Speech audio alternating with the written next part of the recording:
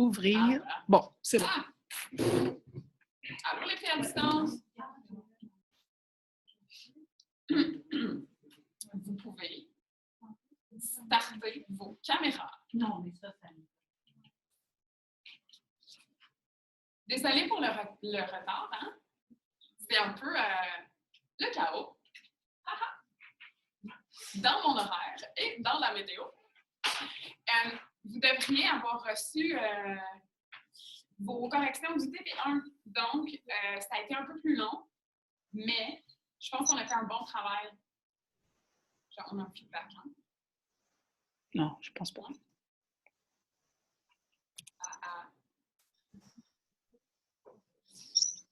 Mais je pense qu'on a fait un bon travail consciencieux de commentaires, finalement. Donc, ça a été un peu plus long que prévu. Pas mal plus long que prévu. Je n'ai pas dormi beaucoup. Mais, Marie, est-ce que tu peux fermer... Oh, je vais le faire d'ici, pas de problème. OK. C'est bon. On a trouvé notre souris. Donc, vous prenez le temps de regarder ça, évidemment. Puis si vous avez des questions ou des choses pour lesquelles vous trouvez que la rétro n'est pas claire, ben, vous m'écrivez un courriel. On s'en parle tantôt dans le cours ou on se fixe un moment par ailleurs à l'extérieur du cours. Il n'y a vraiment pas de problème. De façon générale, je tiens à vous dire que le TP1 est souvent moins bien réussi que le TP2. Pourquoi? Parce qu'il faut comme catcher un peu la gamique, puis la façon dont on va faire les choses, puis la façon qu'on va choisir de formuler nos hypothèses. Mais en général, je pense que ça a été comme bien réussi et je trouve que ça s'annonce bien pour la suite. Donc, je vous invite vraiment à prendre en considération les commentaires pour réajuster s'il le faut dans le TP2. C'est fun de faire des corrections comme ça parce que ça nous donne aussi un feedback sur comment on a présenté les choses, puis comme est-ce que ce que je vois dans les travaux... OK, j'ai Marie-Hélène qui dit « Je n'ai pas reçu le travail ». C'est arrivé que je l'ai envoyé à une personne en faisant répondre, par exemple, au courriel où j'ai reçu le TP1. Puis ça se peut que je n'ai pas fait répondre à tous par erreur ou par presse. Donc, j'ai toujours demandé, s'il vous plaît, transférer à vos collègues ou votre collègue. Donc, harcelez votre collègue. Ah, Marie-Hélène, ta collègue, es-tu partie en voyage?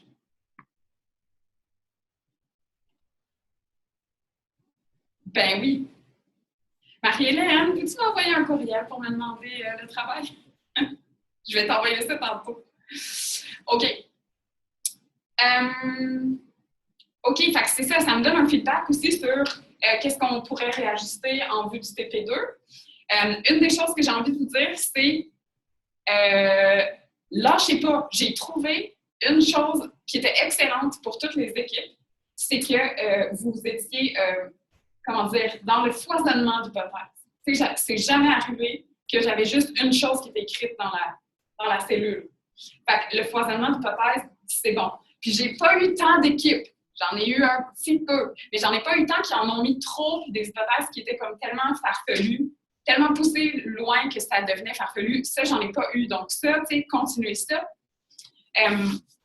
Pour vous assurer que vous êtes exhaustive, je vous suggérerais de vraiment réfléchir à OK, est-ce qu'avec cette paragraphie-là, je peux dire quelque chose à propos du traitement logo?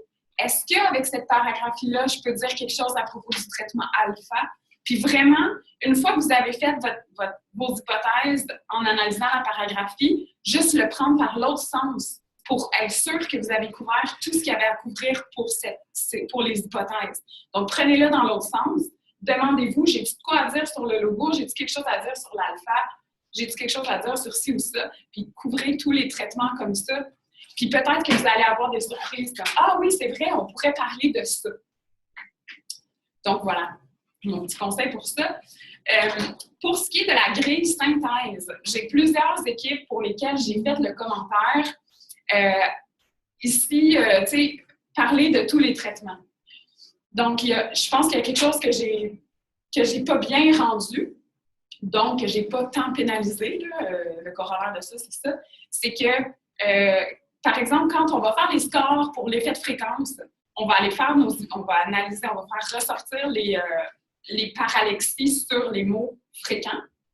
Puis ensuite, on va faire l'espèce de tour de c'est quoi les constantes. Puis on va les décrire, puis on va faire des hypothèses en lien avec ça. Et donc, l'objectif dans cette grille-là, c'est pas de toujours parler du traitement logographique quand on parle de l'effet de fréquence. C'est de parler de n'importe quoi qui explique notre paralexie sur un mot fréquent. Et l'objectif de ça, de faire ces hypothèses-là sur n'importe quel traitement, c'est d'aller comme nuancer l'hypothèse qu'on fait en fonction des scores. Donc, on a des scores qui nous disent le traitement logographique a l'air fonctionnel, par exemple. On va voir les paralexies qui ont été faites sur les mots fréquents, puis on se rend compte que c'est tous des mots qui ne sont pas si fréquents que ça pour FL, par exemple. Donc là, peut-être qu'on va avoir plus des erreurs qu'on va interpréter en termes de traitement alpha, traitement ortho, puis on va être amené à dire que dans le fond, toutes les erreurs-là, bien, finalement, c'est effectivement pas des erreurs de traitement logographique, donc c'est vrai que le traitement logographique est fonctionnel. Donc, on va parler de logo alpha orthomorpho, même métacognition à la limite, dans ces cellules-là de la grille synthèse, et c'est bien correct. Mais ça, je suis consciente que peut-être ça n'avait pas été suffisamment explicite dans le cours, donc les équipes qui étaient plus ou moins au clair avec ça n'ont pas été pénalisées de tout. Voilà ce que j'ai à dire. Donc, évidemment, aujourd'hui, on a un cours qui est plutôt relax. Là. Le PowerPoint que j'ai mis, il ne comporte pas tant de planches. On va travailler aussi beaucoup ensemble, là, en grand groupe, sur l'enseignement explicite. Et donc, on va avoir beaucoup de temps pour terminer le TP2. Donc, ce soir, ce sera le dernier moment que vous avez dans le cours pour travailler sur le TP2. Puis, pour répondre à vos questions justement sur les corrections du TP1, elles sont importantes, ces corrections-là, ces rétros-là, pour vous réajuster pour le TP2. Est-ce qu'on est prête? Est-ce qu'on est prête, les filles à distance? Yay! Élise, je vois quelqu'un derrière toi.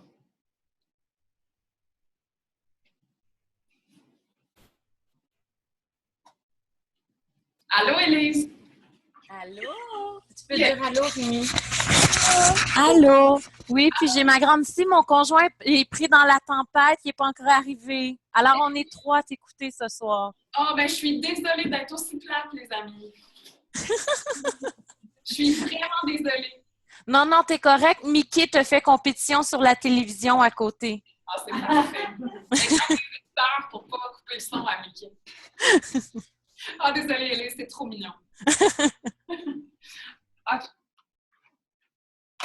Alors, la semaine dernière, on a parlé de méta-analyse à propos des premiers apprentissages là, du 0-5 ans chez les enfants. On a parlé aussi d'une autre méta-analyse sur qu'est-ce qu'on devrait faire comme pratique enseignante, orthopédagogique plutôt, avec nos élèves en difficulté de lecture-écriture. Vous vous rappelez, Swanson, on avait vu certains points. On avait parlé d'enseignement explicite et d'enseignement stratégique. Il y a quelques planches à la fin qu'on n'avait pas eu le temps de faire. Donc, essentiellement, notre cours ce soir, ça va porter sur l'enseignement explicite.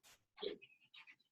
Pourquoi l'enseignement explicite? Comme on l'a vu dans la méta-analyse de la semaine dernière, c'est le modèle d'enseignement à privilégier quand on veut soutenir nos élèves en difficulté à propos des processus spécifiques en lecture puis en écriture.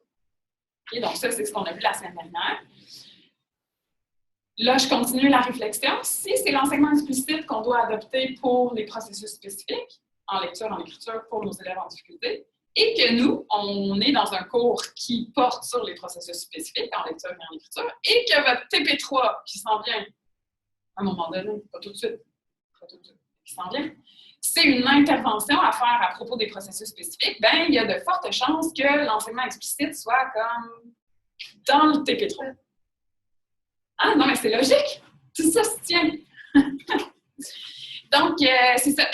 Normalement, ce qu'on fait dans le cadre du cours, c'est qu'on présente différents matériels puis on discute un peu de l'enseignement explicite à travers tout ça. Moi, j'ai décidé de faire un essai avec vous autres, de plutôt partir de l'enseignement explicite. On va parler de ça, on va s'entraîner à élaborer des verbatims de modelage ce soir pour avoir clairement en tête c'est quoi l'enseignement explicite. Puis ensuite, on va embarquer dans quel genre d'intervention on fait Puis on va avoir déjà comme tout réglé comment on fait ça, un modelage, puis c'est quoi exactement l'enseignement explicite. OK? Alors, de la semaine dernière, on avait vu certaines caractéristiques de l'enseignement explicite qui étaient ressorties de la méta-analyse de Swanson. Dans les études de la semaine passée, celui-là, ça c'était dans le cours de la semaine passée, mais je l'ai remis aujourd'hui. Il est dans le PowerPoint, je vais aller chercher. OK, donc il y avait différentes caractéristiques pour dire qu'une étude s'inscrivait dans l'enseignement explicite. Il y avait, par exemple, la mise en séquence, cette idée de faire les choses une à la fois, clap, clap, clap. Cette idée de segmentation, donc on prend quelque chose qui est une tâche complexe ou une habileté complexe, comme lire un texte ou identifier les mots, puis on va découper ça en plus petites étapes. On a parlé d'avoir des organisateurs, un espèce de schéma qui va nous dire c'est quoi les étapes à suivre pour réaliser tel ou tel truc. Donc, le cours de ce soir-là, entre autres, on va regarder comment actualiser concrètement de diverses façons dans des interventions ces éléments-là.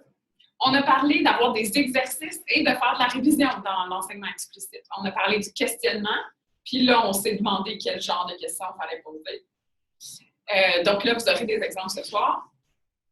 On a parlé d'échafaudage dans le sens progression. On fait des choses moins compliquées au départ, puis on va faire le plus compliqué ensuite. Enseignement sous-groupe, soutien des parents et enseignement de stratégie, ça, on y revient aussi ce soir. Donc ça, c'est ce qu'on a vu comme caractéristique, puis c'était plutôt une liste, là. Donc là, pour l'instant, ça reste un peu abstrait, puis mon objectif de ce soir, c'est que ça devienne plus clair dans votre tête comment faire ça. Puis là, j'ai fait un collage. Fait que là, on a le vieux fond PowerPoint de Lynn en bleu. Puis là, on a un nouveau fond plus actuel maintenant. C'est ma façon de faire du scrapbooking le vendredi soir. Jugez pas, s'il vous plaît.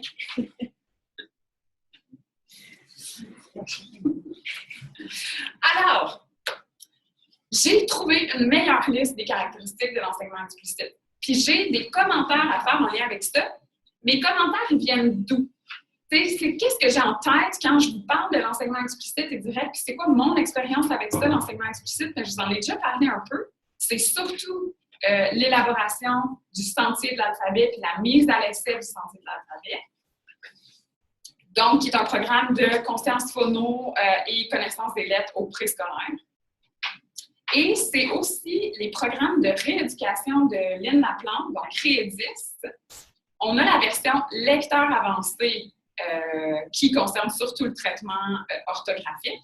Puis on a la version aussi lecteur débutant qui est pour le traitement alphabétique. Et ça, on a élaboré le guide de l'ortho, on a formé des orthos à faire, puis on est allé l'implanter nous aussi dans les écoles pour le tester. Donc, c'est vraiment toujours ça que j'ai en tête quand je vous parle des caractéristiques de l'enseignement explicite. Et donc, mes commentaires que j'ai à vous faire avec ça, c'est par rapport à ça. Donc, conscience phono, connaissance des lettres, puis identification, production de mots, traitement alpha, traitement ortho. Alors, on démystifie l'enseignement explicite. 3, 2, 1, c'est parti. Dans l'enseignement explicite, ou on dit aussi l'enseignement direct, si par exemple vous cherchez, vous voulez des recherches sur l'enseignement explicite ou direct, dans les moteurs de base de données des bibliothèques, il ressort beaucoup plus de choses quand vous écrivez Direct Instruction. Donc en anglais, ils utilisent beaucoup Direct Instruction. Nous, en français, on utilise plus enseignement explicite, mais c'est des équivalents.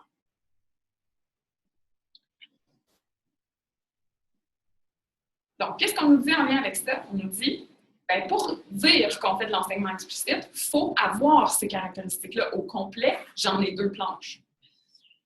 Première caractéristique, cibler les habiletés essentielles. OK. Ça veut dire que quand on va mener une activité d'apprentissage avec les élèves, on va être au clair avec c'est quoi la place de l'habileté que je suis en train de travailler là par rapport à d'autres habiletés. Puis là, je vous donne l'exemple des processus spécifiques. C'est quoi la place des processus spécifiques dans l'ensemble des processus de lecture. Puis, pour quel élève on va cibler les processus spécifiques pour faire une intervention. Donc, c'est vraiment ça, c'est d'être au clair avec qu'est-ce qu'on travaille, pourquoi on le travaille, puis c'est quoi notre objectif avec ça. On va aller vraiment cibler les habiletés qui sont essentielles. Par exemple, dans la méta-analyse de la semaine dernière, on avait vu que le vocabulaire au préscolaire, c'était moyennement corrélé à la réussite future en lecture. Si on veut aller cibler nos habiletés essentielles à la lecture-écriture, on ne choisirait pas le vocabulaire. Là, je ne suis pas en train de dire que le vocabulaire n'est pas important pour le langage oral ou pour autre chose. Là. Mais si on regarde, si notre objectif, c'est d'installer les prérequis à la lecture-écriture pour plus tard, bien, on ne va pas choisir le vocabulaire comme habileté essentielle en premier, parce que c'est moyennement corrélé. Donc, on va choisir d'autres habiletés. Par exemple, connaissance du nom et du son des lettres. Par exemple, conscience phonologique, notamment les habiletés de segmentation et de fusion, on va y revenir aussi. Donc, on place l'habileté qu'on va travailler dans quelque chose de plus grand. Puis, on est au clair avec pourquoi on choisit ça et qu'est-ce qu'il y a autour. Comment tout ça s'arrive. Je prends le clavier pour l'élève. À l'élève aussi, on le dit. C'est pas bien pour avec moi-même. En fait, l'idée, c'est que pour dire qu'on fait de l'enseignement explicite, il faut que cet élément-là soit là, mais pas nécessairement avec l'élève, sauf que c'est sûr qu'on va lui dire. De la façon qu'on va monter une séance, on va vouloir que ce soit signifiant pour lui, donc on va lui dire qu'on travaille ça. Mais même si je ne le dis pas, si par exemple dans un matériel tout monté, là, il n'y aurait pas ça explicite à l'élève, on pourrait dire que c'est de l'enseignement explicite quand même, si c'est par ailleurs expliqué dans le guide. Voici pourquoi on a choisi ça, voici les arguments qui nous amènent à dire que cette habileté-là est essentielle. Et si c'était dans le guide, mais pas nommé à l'élève, on pourrait quand même dire que c'est de l'enseignement explicite. Mais par la force des choses et la façon dont je vais vous présenter des activités, entre autres de rééducation, c'est toujours plus gagnant quand l'élève sait où est-ce qu'on s'en va avec ça, puis qu'il n'est pas juste là en train de faire des petites activités micro, qui comprend un peu c'est quoi l'objectif. Ça va, d'autres questions jusqu'à maintenant? Je vais juste regarder. OK. On a ensuite, numéro 2, présenter les habiletés selon une séquence qui est logique. Là, j'ai fait une petite planche après donc ma liste. Présenter les habiletés selon une séquence logique, ça veut dire quoi ça, une séquence logique? On va tenir compte des différentes théories qu'on a derrière ce qu'on va travailler. Par exemple, on sait qu'en lecture-écriture, il y a différentes variables linguistiques qui vont intervenir. On a parlé de la fréquence des mots. On a parlé de la structure des syllabes. Là, j'ai mis comme exemple un exemple de progression qu'on va choisir. On va choisir de travailler les CV avant les CVC, avant les CCV, avant les CCVC, avant les CCVCC, etc., etc. Donc, une séquence logique, c'est cette idée-là, c'est cette idée de progression. On va toujours tenter de partir de quelque chose qui est plus simple et d'amener graduellement l'élève vers quelque chose qui est plus complexe selon ce qui est pertinent. Donc là, si j'ai pris... Là, quand je prends mon exemple de consonne-voyelle puis de structure syllabique, ce que ça dit, c'est qu'on va travailler du traitement alphabétique ou orthographique. Parce que dans le traitement logographique, par exemple, c'est pas très pertinent la structure de la syllabe, étant donné que c'est la reconnaissance instantanée. OK? Donc, tout dépendant de ce qu'on va travailler, on va aller chercher les variables linguistiques qui vont être pertinentes pour ce qu'on a à travailler, puis on va le réfléchir dans une progression comme ça. Donc, il y a ça, les variables linguistiques. Puis, on a aussi l'idée de, par exemple, nos modèles d'identification de mots, le modèle de Seymour, qui nous dit qu'il y a deux fondations d'abord, logographique, alphabétique, et ensuite ortho et morpho. Donc, si on a ça en tête, on ne va pas lancer nos élèves tout de suite dans la reconnaissance de lettres muettes, puis je ne sais pas quoi. Donc, on va organiser notre séquence en fonction de tous les modèles théoriques dont on discute dans le cours, de tous les modèles théoriques qui vont être pertinents pour l'habileté qu'on veut travailler. Variable linguistique, modèle théorique. Ouais. Tu parles pour lecture comme écriture. Pour tout. Quand je parle d'enseignement explicite, vous savez, comme là, moi, j'ai annoncé que ce que j'ai derrière la tête quand je vous parle d'enseignement explicite, c'est des interventions en lecture-écriture parce que c'est ce que je fais. Mais en réalité, l'enseignement explicite, on peut le faire à propos de n'importe quoi. Il y a même l'enseignement explicite des comportements. Ça existe. Puis on peut faire de l'enseignement explicite sur tout. Donc, ce que j'écris là, présenter les habiletés selon une séquence logique, je l'ai formulé de façon générale d'abord, tenir compte des différents construits théoriques. Donc, si je fais l'enseignement explicite des maths ou l'enseignement explicite des comportements, je vais chercher les modèles théoriques pertinents. Donc, on a un modèle théorique en maths que je connais vraiment pas. On a un modèle théorique des comportements puis de la façon dont la personne interagit avec son environnement. On va utiliser ça pour déterminer une progression puis faire une séquence logique dans notre intervention. OK?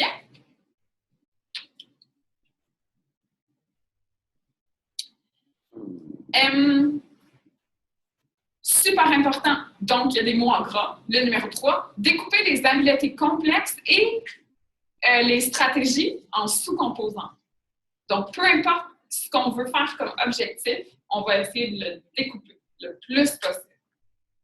Puis là, si je vous amène tranquillement vers ce qui s'en vient dans les prochains cours, si je vous demande, mettons, de découper le concept traitement alphabétique en quelque chose de plus petit, comme étape, qu'est-ce que vous proposeriez? Le son des lettres, c'en est un. Qu'est-ce qu'il y a d'autre dans le traitement alphabétique comme étape? Là, j'attends une réponse des faits à distance. Ils l'ont dit ici. Pas de stress.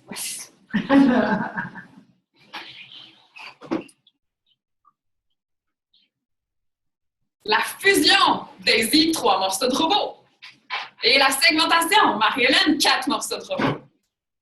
Et Élise, le résumé, avec 2 enfants derrière elle. Je m'incline. OK? Donc, si on a à découper le traitement alphabétique en quelque chose de plus petit, bien, on prend nos modèles théoriques. Puis, on en a un qui nous dit segmentation, conversion, fusion, clap. On vient d'avoir 3 plus petites étapes. Puis, à l'intérieur de ça, pour segmentation, on est capable encore d'aller chercher d'autres plus petites étapes. Dans conversion aussi. Conversion, oui, mais plus ou moins. Puis fusion aussi, on est capable d'aller chercher. On peut découper ça encore en plus petites étapes. Donc, là, vous voyez un peu le principe. On a recours encore une fois à nos modèles théoriques, puis on va aller découper ça en sous-composants. C'était ça, mon autre planche.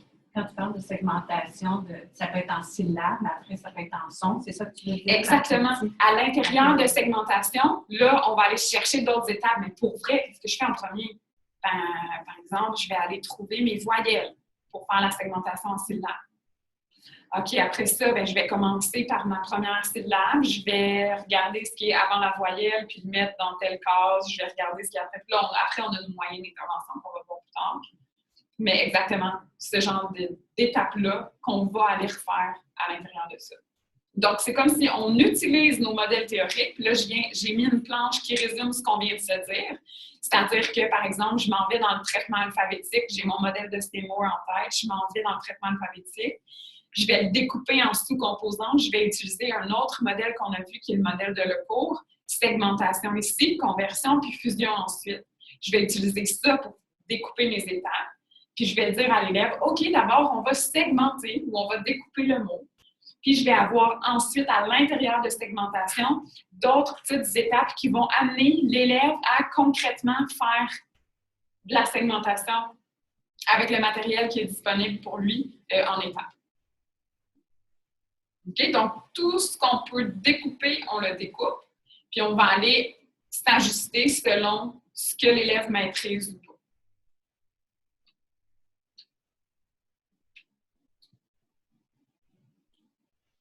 OK. C'est pour ça? C'est clair, hein? Oui. On a numéro 4, concevoir des activités structurées. Dans l'enseignement explicite, ça aussi, c'est un ingrédient qui est quand même, qui est quand même important. Une activité d'enseignement explicite ne va pas se dérouler différemment d'une fois à l'autre. Elle va toujours avoir la même structure. On commence par ça, il ne va pas avoir le même contenu dedans. Là. Ça ne sera pas toujours concrètement la même chose. Mais on commence par ça, on fait ça ensuite, on fait ça ensuite. Il y a comme une espèce de squelette qui va rester toujours la même chose d'une séance à l'autre, je dirais. Puis à l'intérieur de ce squelette-là, on va mettre le contenu qui va différer. Je vais vous montrer tantôt, je vais vous illustrer ces caractéristiques-là avec le matériel du sentier de l'alphabet parce que c'est quand même facilement accessible pour toutes, là, ça, c'est le contenu, la conscience phono, connaissance des lettres et des sons, des lettres. Donc, je vais vous illustrer ces caractéristiques-là, puis vous allez voir l'espèce de canevas qui revient tout le temps, puis qu'on conserve de fois en fois. On a précisé les buts et les objectifs visés par l'activité. Donc, tantôt, on parlait de est-ce qu'on dit à l'élève, est-ce qu'on ne dit pas à l'élève? Bien, on a quand même un élément dans l'enseignement explicite qui dit bien, il faut qu'on dise qu'est-ce qu'on s'en va faire là. Tu sais, par exemple, il faut quand même qu'on annonce à l'élève qu'est-ce qu'on attend de lui puis qu'est-ce qu'on va travailler. On va travailler aujourd'hui l'identification de mots ou on va travailler aujourd'hui le traitement alphabétique, tout dépendant des tactiques du vocabulaire qu'on va avoir partagé avec l'élève, finalement. Un autre élément important de l'enseignement explicite, réviser les habiletés et les connaissances requises avant d'entreprendre un nouvel apprentissage. La révision dans l'enseignement explicite prend vraiment une place importante. J'ai un relan de mon bac où on faisait des séquences, des planifications d'une séquence d'enseignement, je ne sais pas, je ne me rappelle plus comment ça s'appelle, mais une des étapes que, il me semble, tout le monde voulait qu'on mette, c'était activation des connaissances antérieures. Ouais. Bon, ben c'est un peu ça, l'idée de révision. C'est vraiment ça, c'est dans le même esprit. On va aller comme rafraîchir la mémoire des élèves sur ce qui a été fait avant, mais autant les connaissances que les habiletés. Là. Autant, te rappelles-tu le son que fait cette lettre-là, on l'a vu la semaine passée, mais aussi les habiletés. Te rappelles-tu comment on fait pour identifier un mot, qu'est-ce qu'on a vu la semaine passée? Donc, habiletés et connaissances. On rafraîchit la mémoire des élèves, puis comme ça active leur connaissance antérieure, puis on continue à travailler dans ce sens-là, puis comme on rajoute de la connaissance de plus, ou on va plus loin dans l'habileté qu'on veut travailler. Donc ça fait partie d'un enseignement explicite. Numéro 7. C'est une toute petite puce. Elle est toute petite, cette puce, la 7, mais elle n'est vraiment pas évidente. Recourir à une formulation claire et concise. Là, tout le monde me dit, ben là, je suis habituée de m'adresser à des élèves, ça va, je suis claire et je suis concise. Ben oui et non.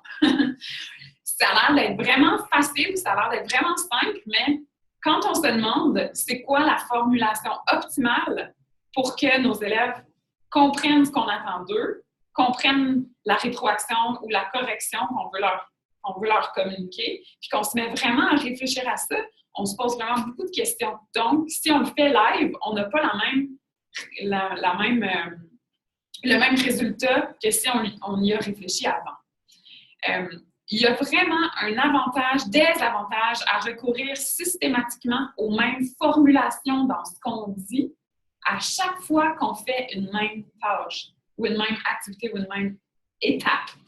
Vraiment, vraiment. Ce que ça veut dire, c'est que chaque fois que je vais dire, il faut que je répète le mot. L'étape de mon intervention, c'est répéter le mot. Chaque fois que je vais dire répéter le mot, je ne vais pas dire le dire encore, répéter, dis-le à nouveau. Je ne vais pas utiliser des synonymes, des expressions synonymes pour dire ça. Je vais utiliser tout le temps la même formulation. C'est pas très naturel, parce que quand on est naturel dans l'action, on va juste comme vouloir communiquer un message, puis on va dire, ben c'est pas grave si je dis fais-le à nouveau ou répète, ou dans une situation de communication où on veut transmettre un message, ce genre de choix-là, de synonyme, c'est pas grave. Dans l'enseignement explicite, on veut vraiment avoir une formulation qui est claire et la plus courte possible. Donc, on y réfléchit d'avance, puis on a toujours recours à la même chose. Si j'utilise toujours « répète le mot », j'utilise toujours cette expression-là pour répéter le mot. Répète le mot, répète le mot, répète le mot. Chaque fois que ça arrive, c'est dans une activité, dans l'activité 1.1, il faut répéter le mot, je dis répète le mot. Dans l'activité 1.2, il faut répéter le mot, je dis répète le mot. Dans toutes mes activités, j'utilise toujours la même formulation. L'objectif de ça, c'est quoi? C'est libérer l'élève des contraintes liées à la communication. Parce que pour nous, c'est facile, la communication, là. Si on est dans l'enseignement, quelque part, c'est qu'on aime ça communiquer quand même. Donc ça va. Mais pour nos élèves en difficulté, ce qu'on veut qu'ils fassent pour vrai quand ils sont avec nous, c'est d'apprendre quelque chose en lecture-écriture, puis de travailler leur lecture-écriture. On ne veut pas qu'ils pratiquent leur communication. Okay? Donc, on va garder ça. Ça va libérer l'élève d'un certain effort de compréhension. Puis même avec des élèves de présco, ça prend 4 fois, puis même nos élèves allophones, ils ont compris. Donc, on libère vraiment cette espèce d'effort-là pour comprendre, parce que quand on leur dit « répète le mot », c'est clair ce que ça veut dire. Ils l'ont appris par l'expérience, puis on le répète tout le temps. C'est comme, ils sont un peu genre conditionnés à ça. Donc, ça leur libère de l'énergie cognitive qu'ils n'ont pas à mettre sur la communication pour faire ce qu'on veut qu'ils fassent, c'est-à-dire travailler la conscience sonore, travailler le traitement alphabétique aussi ou ça. On va aller vraiment réduire le plus possible les obstacles par ailleurs. Ça permet aussi aux élèves d'anticiper. Donc, quand on utilise toujours les mêmes formulations, par exemple, dans beaucoup de nos programmes avec lesquels on a fait des recherches, quand on fait un modelage, dont on va reparler tantôt, on commence toujours en disant « Regarde bien ce que je vais faire, parce qu'après ça, tu vas faire la même chose que moi. » Puis c'est toujours ça la phrase. Ça commence toujours par ça, n'importe quoi qu'on fait. Donc, nos élèves, quand ils nous entendent commencer la phrase, savent là. OK, c'est là, ça commence. Et ça fait... Et c'est super mignon, parce que tu es à la 3e semaine, puis tu dis « Regarde bien ce que je vais faire », puis là, les élèves le disent à la classe. C'est très mignon. Fait que ça leur permet vraiment d'en... C'est comme une genre de routine. Comme au karaté, on fait des signes là, en rentrant dans le dojo. C'est kata? C'est comme séquence. Ouais, non, je parlais d'un espèce de salut quand tu rentres dans un dojo. Là. Il y a comme un rituel, genre, quand tu rentres dans un dojo au karaté, que je connais pas. Mais c'est dans l'idée, c'est dans l'esprit. Ça permet aux élèves d'anticiper. Ça aussi, et c'est pas négligeable, ça libère aussi de l'énergie cognitive à l'ortho pour que l'ortho puisse plutôt observer ce que l'élève est en train de faire que de penser « Est-ce que j'ai dit la bonne affaire? Est-ce que les élèves ont compris? » et tout ça. Non, on n'a même pas besoin de se préoccuper de ça. On a commencé notre phrase, ils l'ont fini, ils ont compris, c'est sûr, on continue. Donc, quand on a ce genre de réflexe-là, ça devient des habitudes pour l'ortho. On dit ça de façon automatisée. Et si ce processus est automatisé, ça nous libère d'énergie cognitive pour d'autres choses. Donc, regarder la performance de l'élève puis prendre des notes. Donc, je suis capable, en intervention, de noter c'est quoi le mot que j'ai donné à tel élève pour lire, même si j'en ai 3 devant moi, j'ai ma feuille, puis là, je fais mon blabla, regarde bien ce que je fais, après tu vas faire la même chose que moi, voici le mot à lire, puis là, on décolle, je dis mes phrases, je dis mes rétros que j'ai intériorisés, que j'ai l'habitude de dire tout le temps, c'est automatisé. Je regarde, OK, difficulté dans nos structures CV, ben c'est ça que je note. Parce que j'ai intériorisé la procédure, puis je sais quoi dire, quand le faire et tout ça. Puis les élèves aussi, on va les intégrer là-dedans. Ils sont capables d'anticiper, ils sont capables d'être plus prêts, on a moins de gestion de comportement à faire, donc l'attention de tout le monde est plus centrée sur le contenu que sur la forme. C'est vraiment ça l'idée. Voilà. OK. Questions, commentaires? Tout va bien? OK, fait que ça, c'était formulation claire et concise. Et ce qu'on va faire tantôt, c'est qu'on va s'exercer à rédiger des modelages. Vous allez voir que c'est quand même pas si facile que ça. Parlons de modelage. Numéro 8, faire une démonstration. Une démonstration étape par étape. Tantôt, on a dit, quand on va faire de l'enseignement explicite, on va aller découper notre habileté. Par exemple, on prendrait traitement alphabétique, puis on dirait segmentation, conversion, fusion. Bien, notre démonstration va procéder par ces étapes-là. Puis, on va mettre en évidence la séquence d'actions à poser avec le matériel qu'on a choisi. Donc, si par exemple, je fais du traitement alphabétique, puis je travaille à la segmentation, puis j'ai une espèce de carton où il y a des positions pour placer voyelles, consonnes et tout, bien, mon modelage va viser toutes les petites étapes à l'intérieur de la segmentation avec le matériel que l'élève va utiliser. Je vais vraiment faire la même chose que l'élève va devoir faire, puis je vais le verbaliser et le démontrer étape par étape. C'est ce qu'on appelle le modelage. Puis j'ai comme toute une autre planche tantôt, puis on va s'exercer à faire ça, donc on va en refaire. Voilà.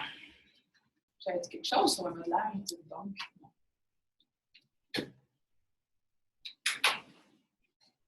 OK. Numéro 9, fournir un éventail suffisant d'exemples et de contre-exemples. Ça va varier selon la forme d'intervention qu'on va prendre. Par exemple, j'ai en tête une activité où on pige une lettre au Presco. On pige une lettre, on doit dire le nom et le son de la lettre. Ceci est la lettre P, elle fait le son P. Et si c'est une consonne pour lesquelles les cordes vocales vibrent, par exemple, on va la déposer dans une boîte. Si c'est une consonne pour lesquelles les cordes vocales ne vibrent pas, on va la déposer dans une autre boîte. Okay? Ça, c'est un genre d'activité où tu as comme deux alternatives. Donc, quand on fait le modelage, on va fournir un modelage de qu'est-ce que je fais quand ça vibre, c'est là. Puis on va fournir un modelage de qu'est-ce que je fais quand ça vibre pas, c'est là. Okay? Fait que ça rend cette idée-là de... Parce que là, je vous ai dit, notre modelage, il doit utiliser le matériel, puis il doit indiquer clairement aux élèves quoi faire dans tel cas ou dans tel autre. Il faut être exhaustif dans notre réflexion du truc, puis se dire, OK, il faut que l'élève sache qu'est-ce qu'il fait avec ça, si ça vibre ou ça vibre pas. Les pictos, ça va être pas suffisant. Il faut leur faire le modelage au complet. Ça rentre dans cette idée des exemples, ça vibre, ou des contre-exemples, ça vibre pas. Donc, c'est un peu ça l'idée.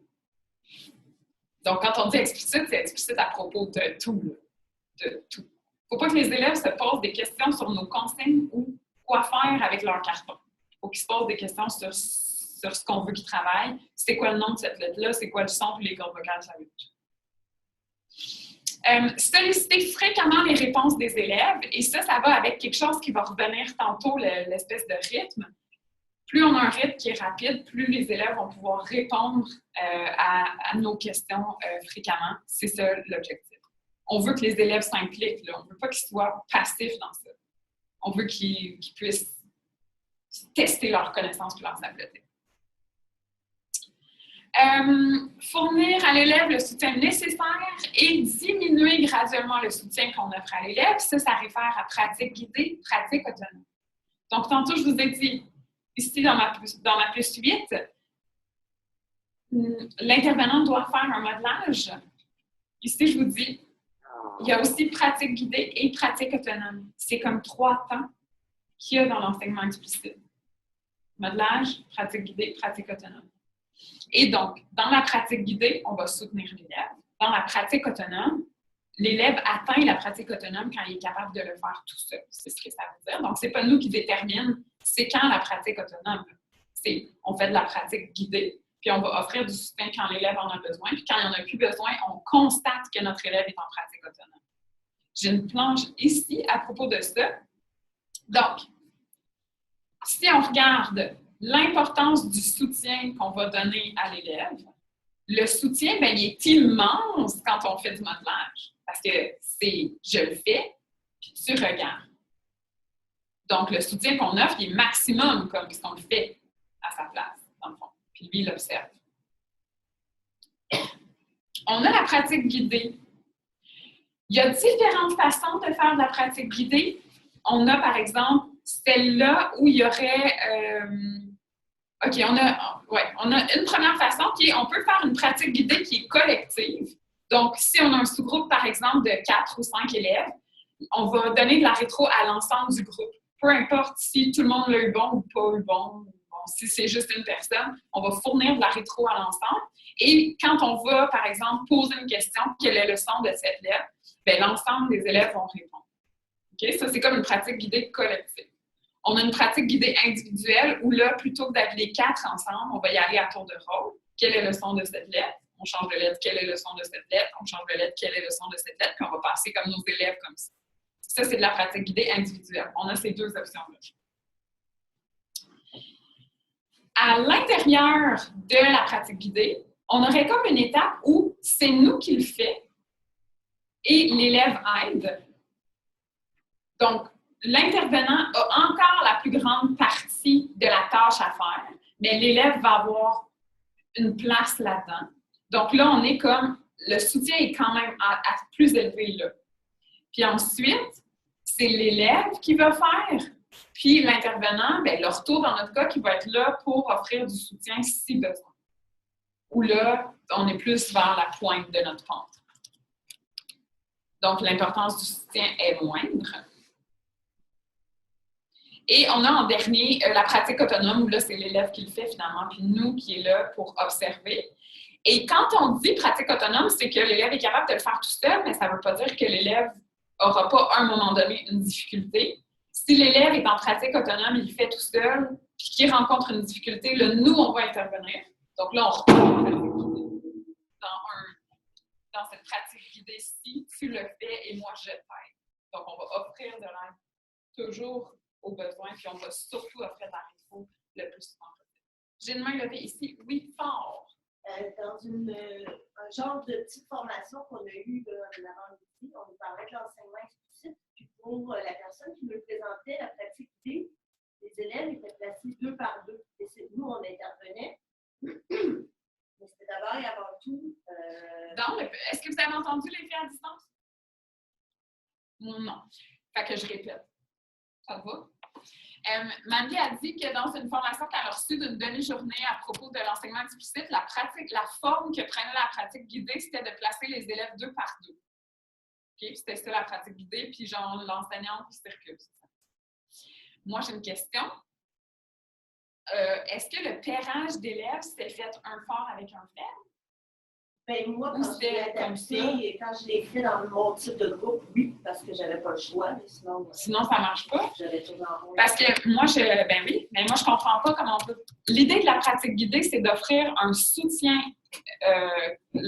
aussitôt que l'élève en a besoin et une rétroaction immédiate.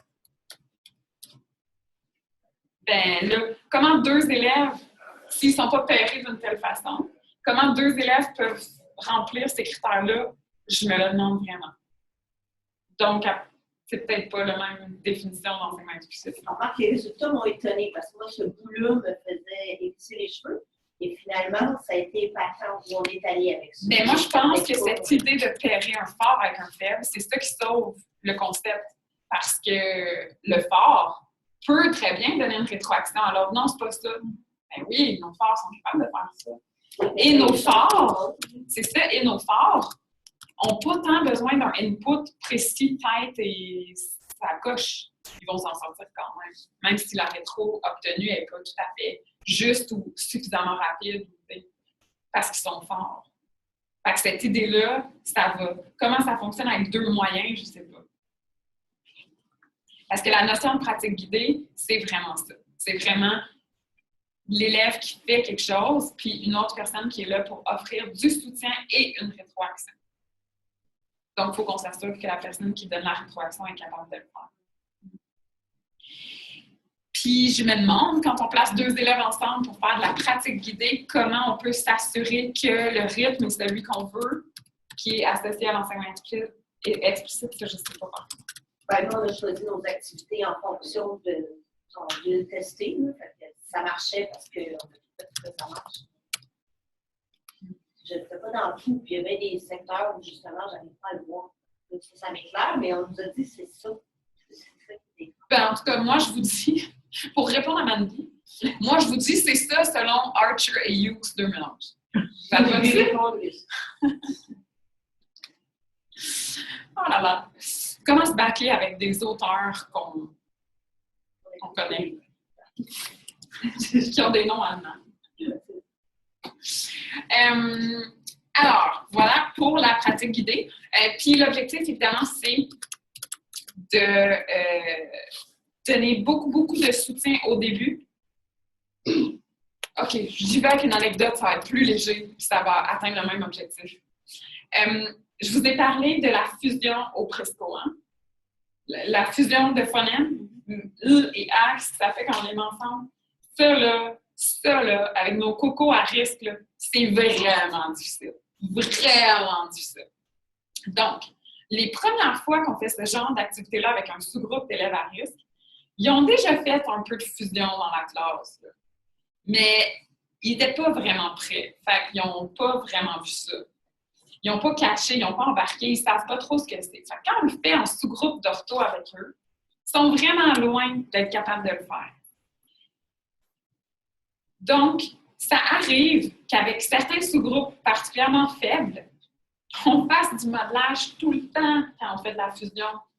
Parce qu'ils ne sont même pas capables de prendre en charge un petit bout leur cognitif, là, il est genre pas prêt.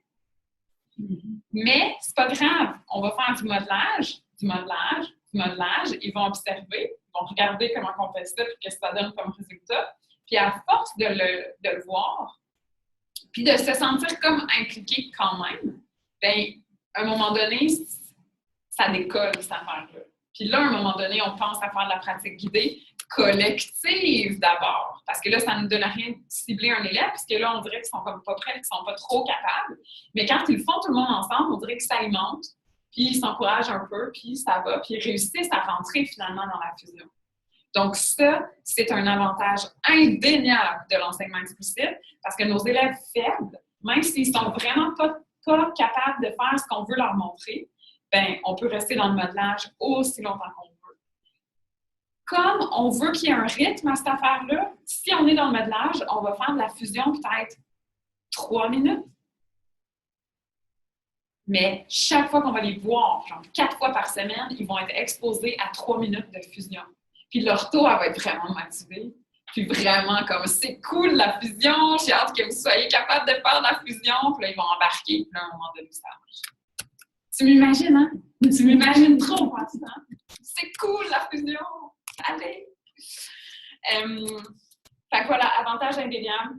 On reste dans le modelage aussi longtemps qu'on veut, même si nos élèves ne sont pas suffisamment capables. Donc, tout ça pour vous dire que dans ma puce 11, là, pratique guidée vers pratique autonome, l'objectif, c'est de leur donner vraiment beaucoup de soutien parce que l'important, c'est qu'ils réussissent.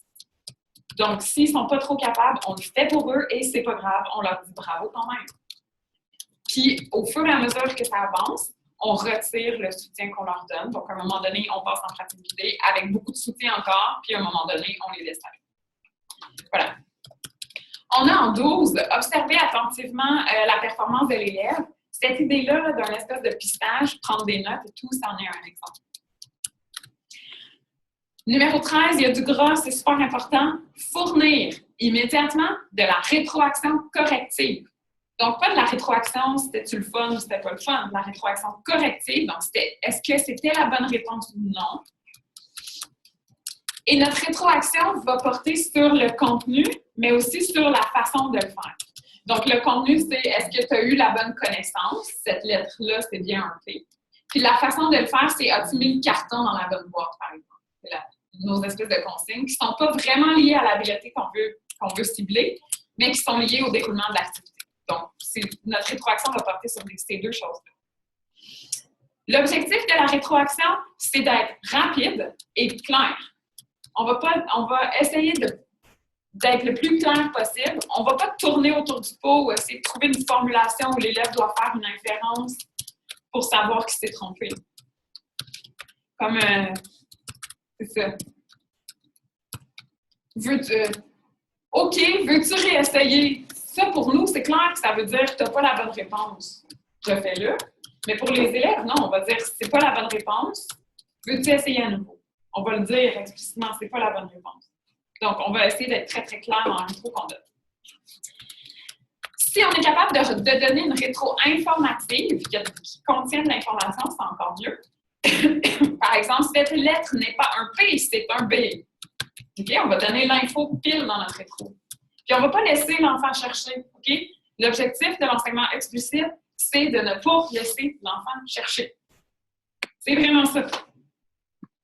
Ça bouleverse. Ça bouleverse. Il ne faut pas qu'il découvre. En fait, c'est ça. C'est quand on va cibler notre activité et qu'on va dire, par exemple, là, on travaille la connaissance du nom et du son des lettres. Bien, on ne veut pas qu'il cherche et qu'il brise le rythme un peu de l'activité pour se poser des questions puis être très, très métacognitif. Nous, ce qu'on veut, c'est qu'il y ait un certain rythme, puis on veut automatiser la connaissance, on veut qu'ils soient capables de la sortir comme ça. Donc, on choisit ce rythme-là et on donne une rétroaction. Ça veut dire que nos élèves petits parfaits, petites parfaites, je devrais le mettre au féminin, c'est souvent les filles qui ont ce profil-là. Mais notre profil petite parfaite, ils n'aiment pas trop ça. Parce que l'objectif, c'est que dans une séance, ils vont répondre à plusieurs items, ils vont répondre plusieurs fois, mais rapidement. Et ça se peut, en fait, ils font souvent des erreurs, ne serait-ce que parce qu'ils se dépêchent trop ou parce qu'ils ne réfléchissent pas trop, mais c'est correct, là, ça fait partie de la gang. On veut qu'ils répondent, qu'il y ait plus d'occasions de parler, qu'il y ait plus d'occasions de mettre en œuvre leurs connaissances et leur habileté, plutôt que d'être dans un état métacognitif profond où est-ce que là, ils se posent trop de questions. OK? Donc, c'est tac, tac, tac, ça nous prend notre rythme, on veut de la rétroaction. Donc, ils nous disent une réponse. Cette lettre-là, c'est un B. Non, cette lettre n'est pas un B, c'est un P. On passe à l'autre élève. Donc là, ah shit, tu sais, on vient vivre une petite ratée. Nos petites parfaites, ils n'aiment pas trop ça.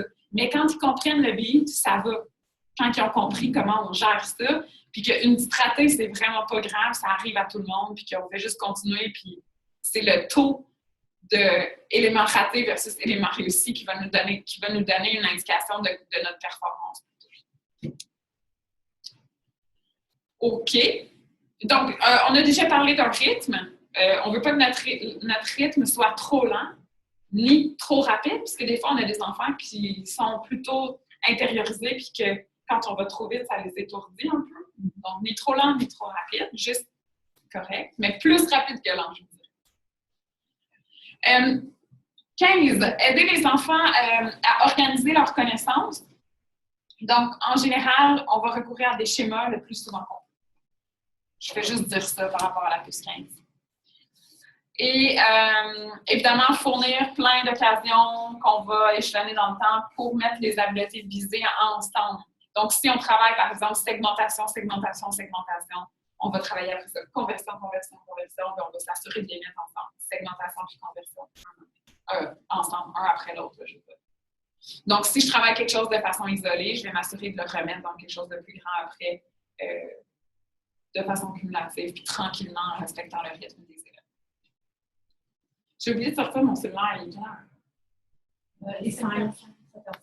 Super. Je viens de faire 1 heure avec 2 planches. Non, on a commencé plus tard. Phew! Puis j'en ai fait d'autres, c'est ça. J'y passe toutes maintenant. OK. Je viens de faire 14 planches. Là, je reviens à mes planches. C'est des planches que vous aviez déjà, que j'ai remis dans le cours 10. Donc, on avait des planches sur enseignement explicite et enseignement stratégique suite à la méta-analyse de Swanson. Je vous remets dans le bain aussi un peu. Swanson, elle avait dit enseignement explicite, c'est le modèle d'enseignement à choisir pour l'identification de production des mots écrits. Et le modèle enseignement stratégique et explicite pour ce qui est des processus non spécifiques. C'est ça qui donnait les meilleurs résultats. Donc, quand on travaille quelque chose genre d'aussi large que la compréhension en lecture ou les inférences en lecture, bien, on gagne à utiliser un modèle mixte d'enseignement stratégique et explicite. Donc là, on va parler de ces 2 modèles-là. Oui, Mandy? Je reviens en arrière pour ton point 16, qui devait tourner en multiples occasions, je suis allée dans le temps. Oui. Parce que là, j'ai écrit son travail, une habileté de façon isolée, il faut la remettre en contexte, mais je ne suis pas sûre que j'ai bien compris. Non, mais c'est que si on travaille, par exemple, la segmentation, on va faire ça pendant, je ne sais pas, un certain nombre de semaines, jusqu'à ce que l'élève le maîtrise, 3 semaines. Là, après ça, on va aller travailler la conversion. C'est comme 2 étapes d'une même chose. Bien, à un moment donné, il ne faut pas penser que parce qu'on a travaillé la segmentation toute seule et la conversion toute seule, il ne faut pas penser que l'élève va être capable de mettre ces 2 choses-là ensemble facilement. Donc, on va prévoir dans notre enseignement explicite une étape où on va faire segmentation-conversion ensemble, un après l'autre. Merci. Pas de rien.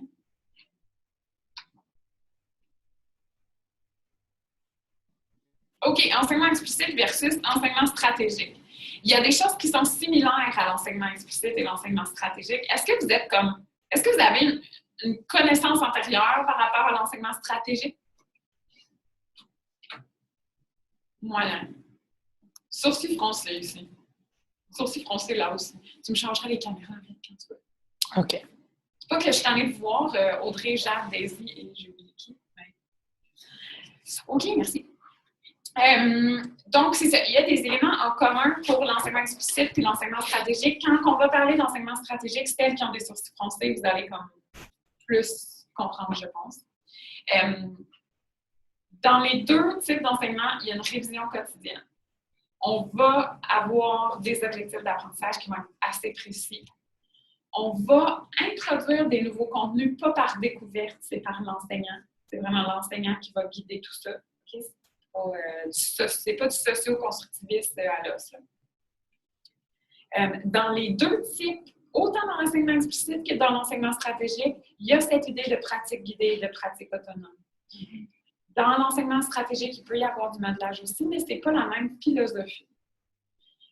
Et dans les deux cas, on va faire une évaluation qui est plus formative en observant comment les élèves se comportent et en prenant des notes sur ce que les élèves font. On peut faire un espèce de pistage, finalement, pour avoir une idée claire du progrès de nos élèves. Okay? Dans les deux types d'enseignement, on a ça.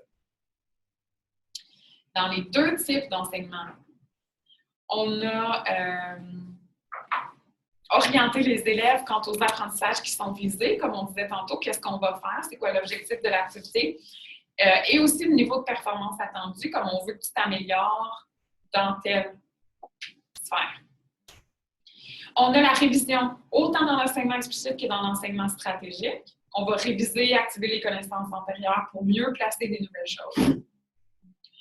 Dans les deux types d'enseignement, on présente l'information, l'enseignant présente l'information, va donner des exemples, puis va faire des démonstrations. Donc, cette idée de modelage, elle peut se retrouver aussi dans l'enseignement stratégique. Dans les deux types d'enseignement, on veut que les élèves soient actifs. Donc, on va leur poser des questions, puis on va évaluer, on va s'assurer de ce qu'ils comprennent puis ce qu'ils ne comprennent pas dans les deux types. Dans les deux types, on peut le faire autant en groupe qu'individuel. Dans les deux types d'enseignement, on va fournir de la rétroaction.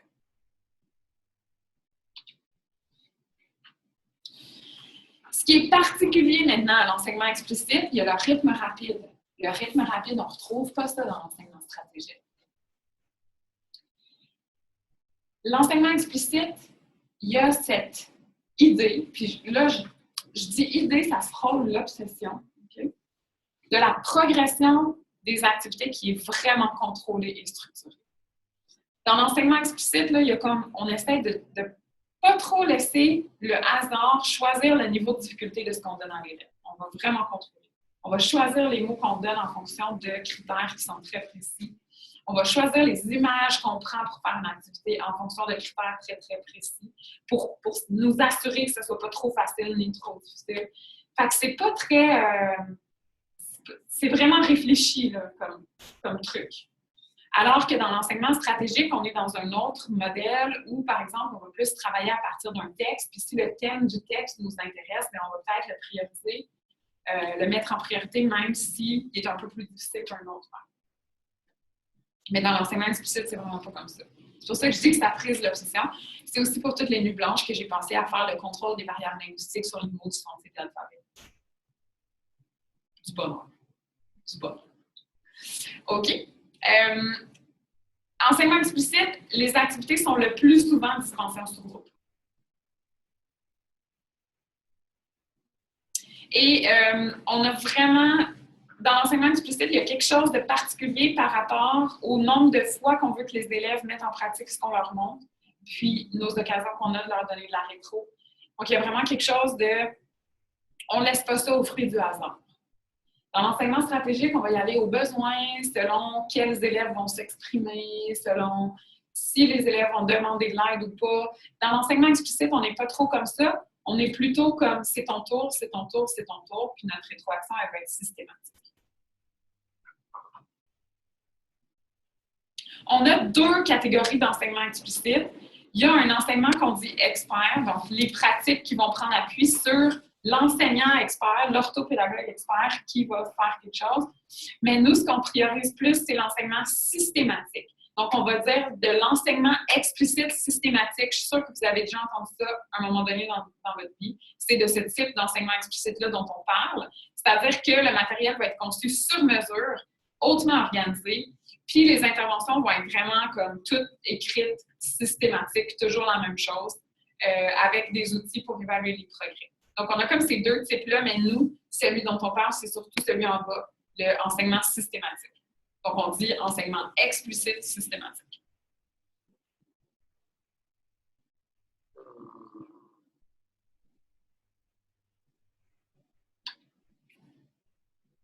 OK.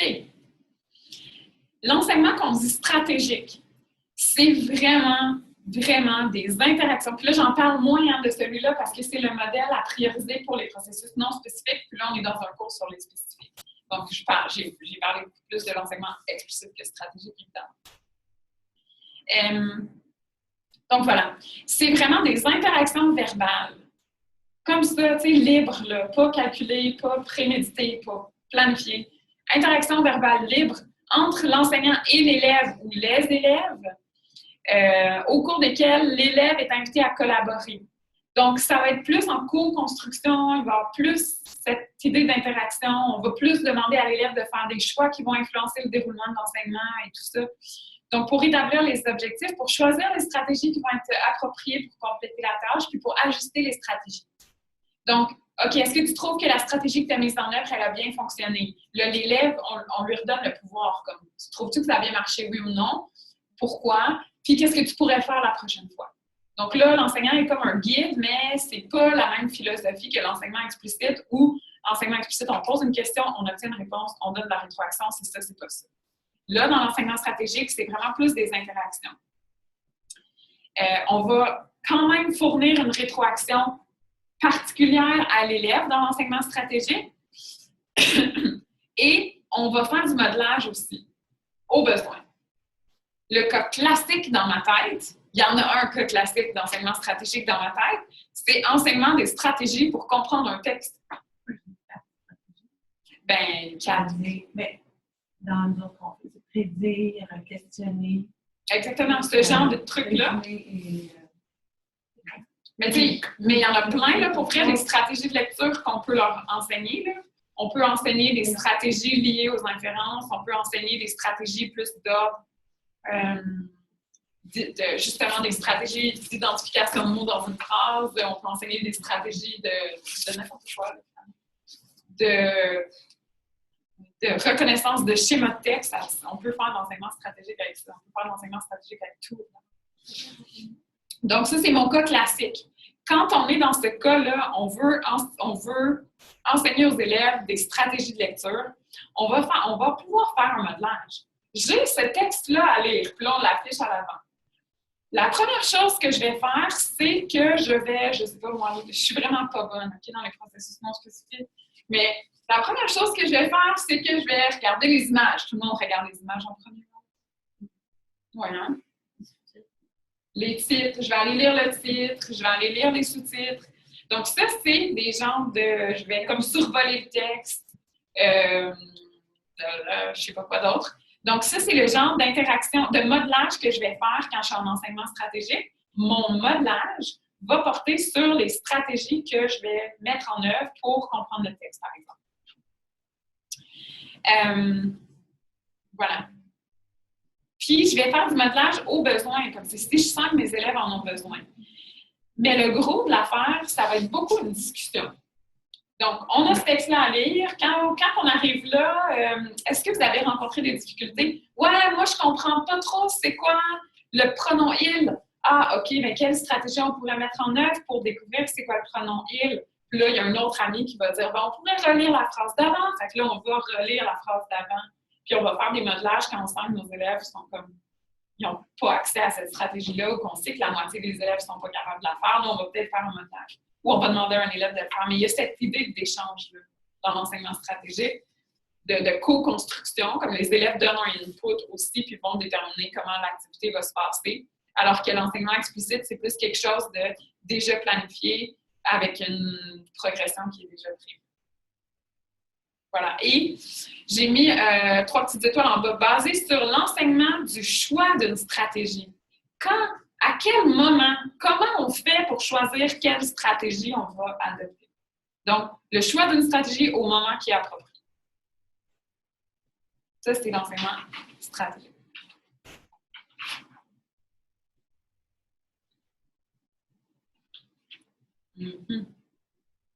Voilà. Mais tu peux Oui. faire l'enseignement explicite à partir de, pas juste des processus spécifiques, mais en compréhension de lecture. On peut faire de l'enseignement explicite à propos d'un processus non spécifique, tout à fait. Mais quand on veut travailler les non spécifiques, la méta-analyse de Swanson nous dit qu'on a tout intérêt à combiner stratégique et explicite. Parce que je peux très bien faire l'enseignement explicite d'une stratégie. Ça se fait bien. Par exemple, stratégie de chercher le référent d'un pronom. Je peux rendre ça explicite, puis je peux travailler ça de manière explicite, organisée avec la progression et tout avec mes élèves. Je peux faire ça. Je vais leur enseigner explicitement une stratégie. Puis ensuite, je vais mettre le pool de stratégies, puis je vais comme faire de l'enseignement stratégique avec eux pour leur montrer, bien ça, on l'a vu, cette stratégie-là.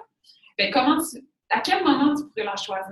Puis là, on va comme plus travailler à un autre niveau. Puis là, à ce moment-là, le choix de la stratégie, à quel moment on serait dans l'enseignement stratégique. Ce qui n'empêche pas qu'on pourrait faire du modelage dans notre enseignement stratégique. Je suis confrontée à un pronom. Je ne sais pas quel est le référent. Quelle stratégie je pourrais choisir dans notre bac de stratégie? Puis là, ça, on est en enseignement stratégique, puis on est en train de faire du modelage. Mais c'est vraiment plus au niveau du choix stratégique. Donc, on n'est pas dans l'enseignement, on est plus dans l'enseignement stratégique à ce moment-là. Même si notre stratégie de référent de pronom, on l'a travaillé d'une manière très explicite avec une progression, puis modelage, pratique guidée, pratique autonome, de façon répétée avec rétroaction et tout. Question, commentaire, angoisse. Ben non. Tout va bien? Là, ça s'en vient le moment où vous allez mettre la main à la pâte. Le sentez-vous? J'ai hâte d'aller dormir, toi. Oui. OK. On a parlé de modelage. Savez-vous comment faire du modelage? Ben, c'est maintenant qu'on va le savoir. J'ai fait une petite planche avec, c'est quoi un modelage? Un modelage, c'est effectué par l'intervenant, donc l'orthopédagogue. Ce n'est pas les élèves qui le font, le modelage, c'est vous. Un modelage, ce n'est pas une explication. Je vais rajouter direct live là, parce que mon cerveau fonctionne bien, même si je n'ai pas pris de café. C'est différent de l'explication et c'est différent des consignes. Puis j'aime l'encre italique, souligné. Oui.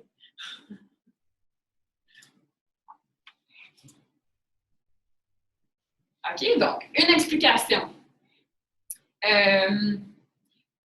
Parce que la conscience phonologique est importante pour apprendre à lire, je sais pas, là. Une explication, c'est comme on va paraphraser un petit peu, puis on va donner des raisons, puis on va vraiment expliquer. Une consigne, on va dire à l'élève, tu vas faire ça, tu vas déposer ton carton là, tu vas faire ci, tu vas faire ça, ensuite tu vas aller faire ça, et finalement, tu prends ton crayon et tu fais ça. Ça, c'est des consignes. Un modelage, c'est formulé au jeu. Un modelage, mettre un haut-parleur.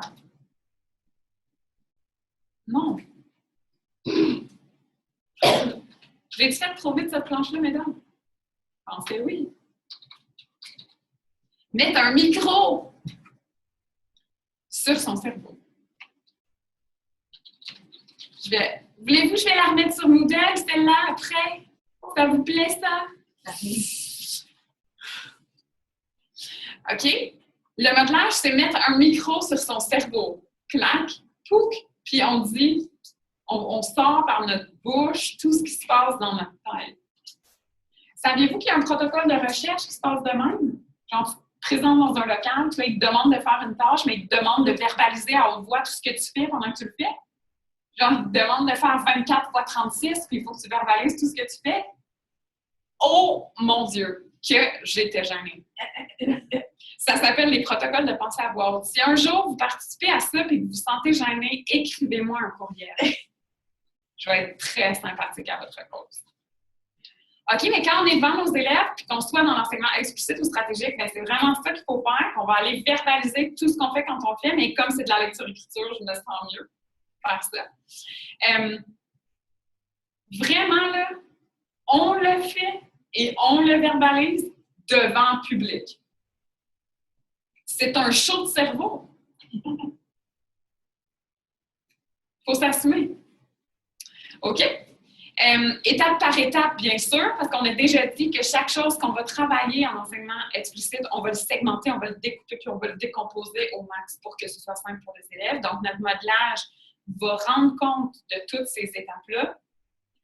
Non seulement il va rendre compte de toutes les étapes comme cognitives, je dirais, qui sont incluses dans l'habileté à travailler, ça va aussi inclure les étapes de manipulation matérielle. Fait qu'on ne laisse rien au hasard. S'il faut que l'élève il tasse ça de là à là, on ne prend pas pour acquis qu'il va le faire, on va le dire. Tu prends ça, tu le mets là, puis on le montre. C'est pas de contre-exemple pour le faire. Tu modèles sur ce que tu veux. Ouais. Exactement. On va démontrer. Là, on n'a pas de contre-exemple nécessairement. C'est pour ça que je l'ai verbalisé tantôt. Ça dépend de ce qu'on va faire, ce sur quoi on va faire le modelage. Ce que j'ai tantôt, mon exemple de contre-exemple, finalement, c'était si ça ne vibre pas, je le mets où, mon carton? Donc ça, il faut le modeler. Il ne faut rien laisser au hasard. Il faut vraiment faire le modelage de ces choses-là. Je fais un modelage quand c'est cette boîte-là, puis je fais un autre modelage quand c'est cette boîte-là pour que les élèves soient au clair avec ça. Fait qu'on en ferait 2 modelages, en fait, si on a 2 cas de figure possibles. Donc, étape par étape, non seulement les étapes cognitives, mais aussi les étapes à propos du matériel. Évidemment, notre modelage doit être clair. Il n'y a pas d'inférence à faire, là. C'est très clair. Soyons explicites en enseignement explicite. Non, c'était pas drôle, ça. Jade, c'était pas drôle, ça. J'ai pas vu ton visage. Non, c'était pas drôle. OK, donc clair. Concis, on réfléchit à la formulation la plus optimale possible pour être comme, c'est ça, pour être efficace. Non? C'est un souci d'efficacité, vraiment. Et précis. Donc, on ne laisse rien au hasard, là, comme je vous l'ai dit. On ne prend pas pour acquis que les élèves vont savoir qu'il faut faire ça. Là, ça nous demande un peu de se mettre presque, je dirais, dans la peau d'un autiste, parce que les autistes, ils ont de la difficulté avec ça, comme la pragmatique des situations puis des conversations. Puis tout le monde sait ce qu'ils doivent faire comme ça, par intuition, mais les autistes, souvent, ils ne savent pas trop parce qu'ils ne comprennent pas les codes. Bien, il faut quasiment penser comme ça quand on est en train d'élaborer un modelage pour laisser le moins de trous possible, puis le moins de flou possible, en fait, pour répondre aux besoins du plus de type d'élèves. Voilà.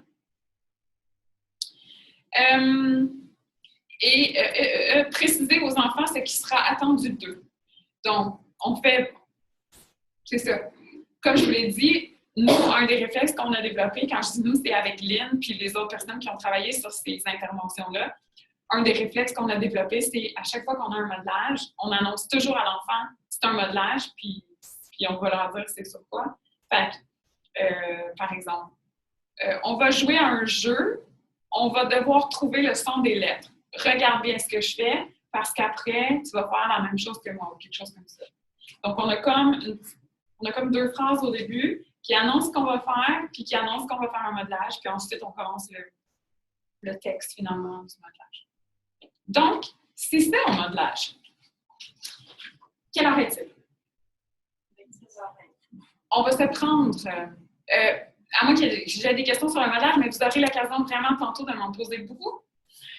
Je vous propose de prendre 15 minutes de pause. Ensuite, on revient. Et quand on revient, on va déjà se mettre en mode équipe, je pense, parce que je vais les faire travailler sur des modelages. Mais je ne veux pas qu'elles soient tout seules devant leur ordinateur. Ça ne sera pas assez challengeant. J'ai déjà commencé à créer des groupes. Est-ce que tu as besoin de savoir qui travaille avec qui? Oui. C'est ça, hein? Parce que Charles m'a donné en fait une liste. Ouais. Par contre, comme je t'ai dit, pour les étudiants qui oui, il y sont... en a des nouvelles. Ouais. Bon, pour ce qui est le Donc, groupe les filles à 1, c'est distance. correct. 2, c'est bon. Pour 3, c'est Donc, Marie-Hélène. Marie-Christine et Catherine, là, ils viennent de te l'écrire dans le chat. Daisy, Marie-Lou et il me manque une amie. Jade avec Audrey, c'est fait. Marie-Hélène va être toute seule parce que sa copine est en voyage. Chloé Jacob. Es-tu là ce soir? Chloé, es-tu là? Je t'ai pas vue. Non. Non, elle n'est pas là. Non.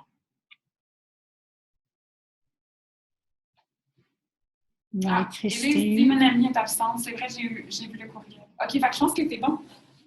15 minutes? 15 minutes de pause, on revient. On se fait un petit trip de modelage. Puis ensuite, TP2 pour le reste de la soirée. 15 minutes, à ton tour. Tu couperas le micro. Comme ça, je peux crier plus fort, puis ça leur fait pas les oreilles.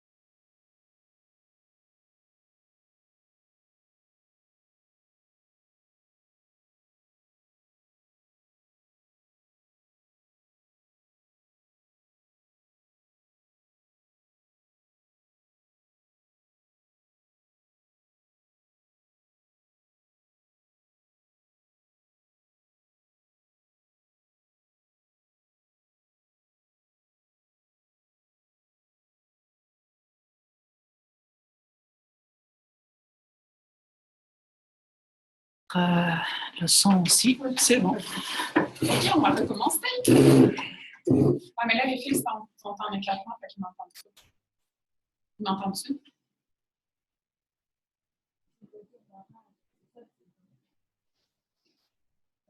Flûte.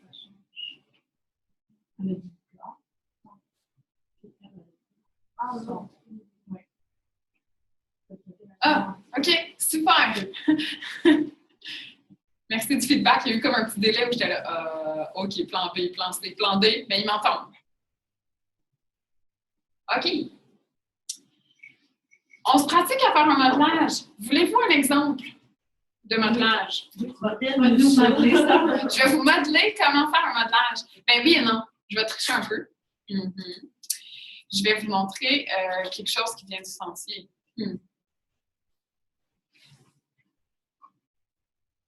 Un modelage du sentier. La.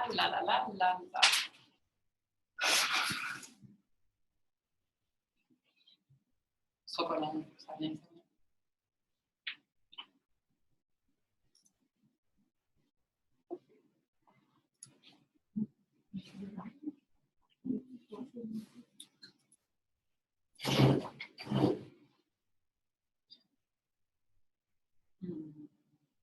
J'ai même pas le texte. OK, mais on a quand même, je pense qu'avec ça, je peux le faire. Associer le nom et le son d'une lettre. Par exemple, si on prenait le M, c'est ça l'objectif de la leçon, apprendre le nom et le son de cette lettre-là. On dirait je regarde la lettre.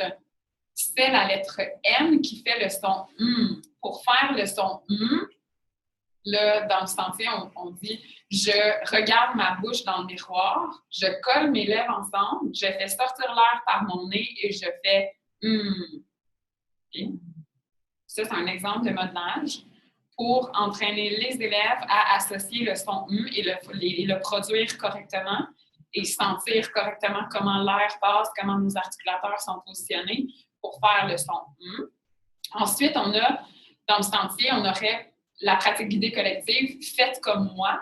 On se regarde dans le miroir, on colle nos lèvres ensemble, on fait sortir l'air par notre nez et on fait le son « Puis on aurait une pratique guidée individuelle qui est Samuel, quel est le nom de cette lettre, quel est le son de cette lettre-là. Donc le modelage serait ça. je prends le miroir, je colle mes lèvres ensemble, je fais sortir l'air par mon nez et je fais Ça, c'est un modelage. On s'en fait un autre maintenant. Un modelage, il y en a-tu qui ont des jeunes enfants? Oui. On fait un modelage sur comment faire des boucles attacher mon soulier. Oui.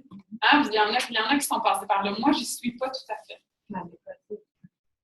C'est difficile, ça. Moi, j'ai acheté des souliers avec trop à mon fils. Ça serait quoi le modelage? Puis là, les filles à distance, si vous voulez prendre le micro, vous ne vous gênez pas. Parce que moi, je sais là, que Daisy a des petits élèves. Là. Je ne veux pas pointer personne, là, mais je sais que Daisy avait des petits amis. Comment on peut faire ça, faire le modelage pour montrer aux enfants comment attacher leurs souliers?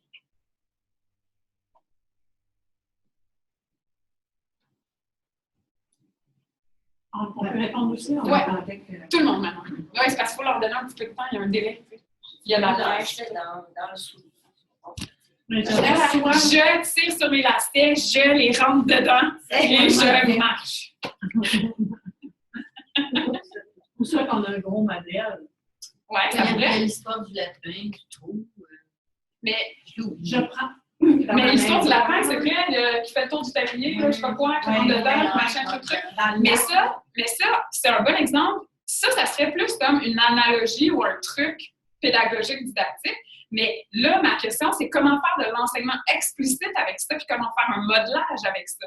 Parce que si tu es en train de dire, bien là, c'est facile, tu prends le lacet, tu fais une boucle, tu tournes le truc en faisant le tour du terrier ou je sais pas quoi, tu rentres le lapin dedans, tu tires et ça fait deux oreilles de lapin. Ça, c'est pas un modelage. Ça, c'est des consignes. Tu fais le tour, c'est facile, tu prends le lacet, tu fais ça, tu fais ça, tu fais ça, puis tu le montres. Ça, c'est pas un modelage. Pour le modelage, il faut que ça soit « je ». Puis il faut qu'on s'assure qu'on couvre, ouais, c'est ça, c'est vraiment au « je ». Puis il faut qu'on s'assure qu'on couvre toutes les étapes. Donc, on n'est pas concentré sur une analogie, puis que ce qui est important, c'est que le lapin fait le tour du terrier. Là. C'est qu'on couvre toutes les étapes de qu'est-ce que vraiment on fait avec nos doigts. Là. On ira en premier avec le nœud seulement. Ça serait ça faire un nœud. Probablement. Mais si on fait le modelage de lacet du soulier au complet, ça serait, mettons, je prends mes lacets, je les croise, genre. Oui.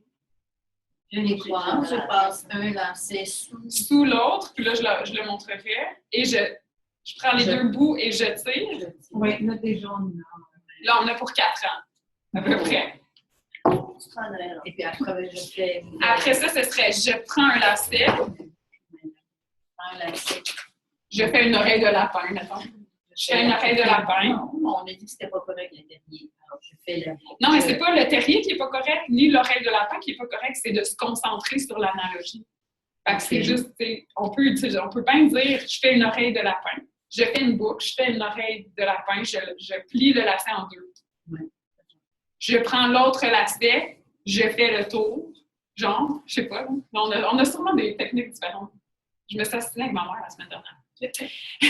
Après ça, je passe ça dans le trou-là, là. En tout cas, il faudrait l'expliciter, puis là, je suis pas au clair avec comment on fait ça pour moi. Je sais pas si on peut tout le dire.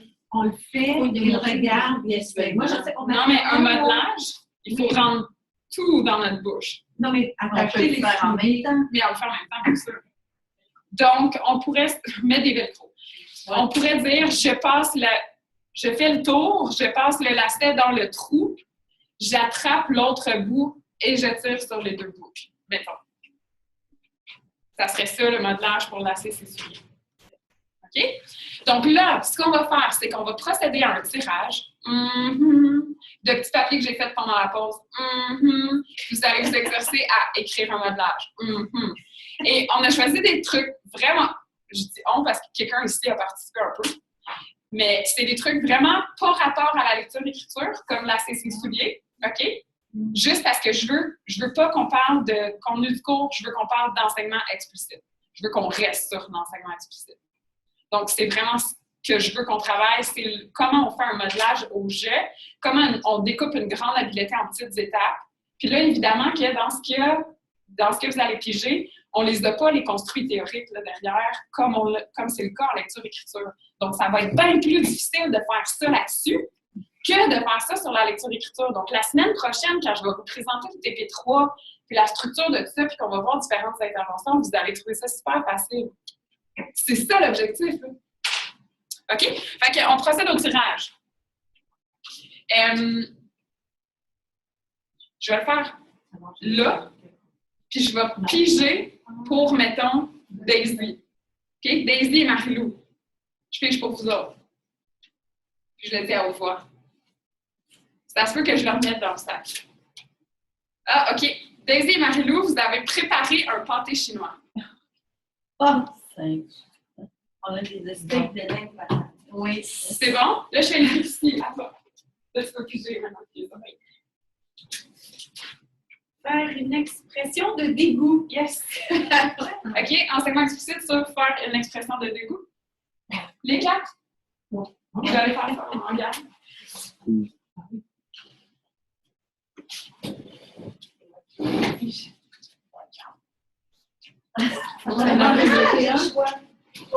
Fais le choix. On va prendre l'embrassement avec ta langue. C'est qui? Passer la balayeuse. OK, donc ici, l'équipe, elle a pigé passer la balayeuse, puis j'ai écrit en parenthèse, c'est pour un gars, alors soyez explicite. On continue. Audrey et Jade. Faire le pas de base en salsa. Audrey et Jade, est-ce que vous connaissez la salsa? Oui! Elle dit oui, super, ça va être génial, ça. J'ai hâte d'avoir le résultat. OK. Élise, Marie-Yves et Marie-Hélène. Faire un virage en ski alpin.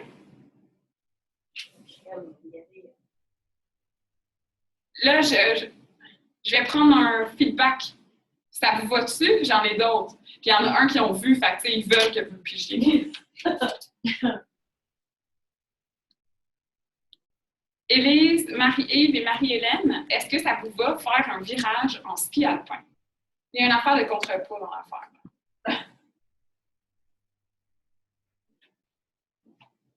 Ah, Marie-Hélène, t'es là. C'est correct, Marie-Hélène? Connais-tu ça, le ski alpin? Tu peux-tu activer son micro? Qui, Marie-Hélène? La deuxième, ouais. Marie-Hélène.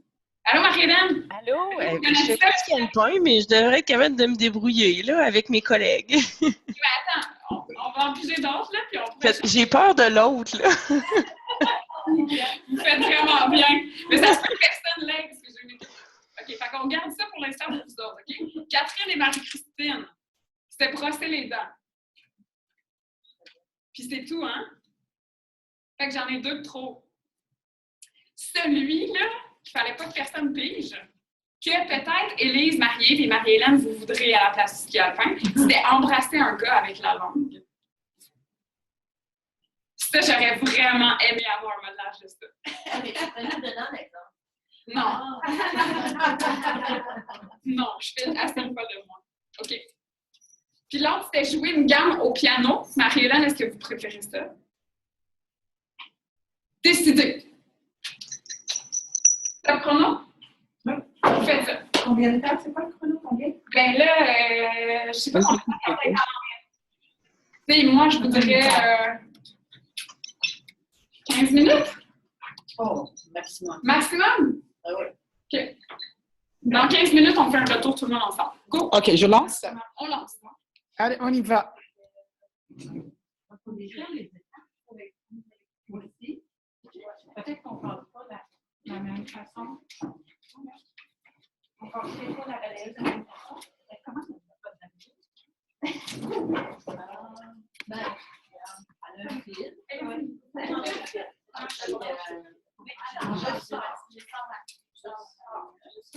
Oui, j'ai écrit soyez explicite.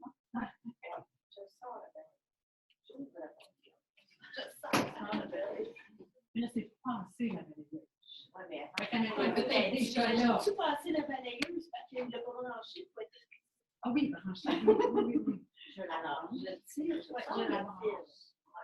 Oui, je sors le fil. Oui, je je sors le sors fil. le Ouais. Quand je sens le fil. Et chez nous, c'est vrai que je Mais oui, ça pourrait. Oui, on veut voir ta face de dégoût. parce que si c'est sur un tapis, moi j'ai une petite batteuse. Alors je pense que ça va aller. On n'ira pas sur le tapis. Je branche, je m'assure que tout est raccordé. Les raccords, avec tout, les tuyaux, raccordés. Donc, tout, c'est pas, Oui. pas que je m'assure, je peux le faire. Voilà, Oui.